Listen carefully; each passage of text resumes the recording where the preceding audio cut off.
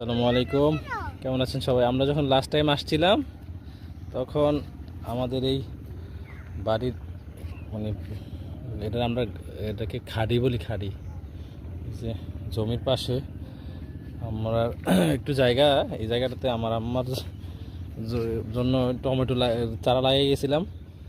তখন আমরা এই দেখেন মাশাল্লাহ টমেটো আসছে, এই মাশাল্লাহ, মাশাল্লাহ টমেটো আসছে দেখেন, এই দেখেন টমেটো আসছে। আসলে অল্প একটু জায়গাতে টমেটো লাগানো হয়েছে, এগুলো খুব ভালো মানের টমেটো। তো এই অল্প একটু জায়গা ফালায় না রেখে যদি সবাই চাষাবাদ করে তাহলে নিজেদের চাহিদা মেটানোটা একদম সহজ। পাশাপাশি এখানে মরিচের কয়েকটা চারানো লাগাইছিল, হাইব্রিড জাতের মরিচ। এই যে দেখেন মরিচের ফুল চলে আসছে।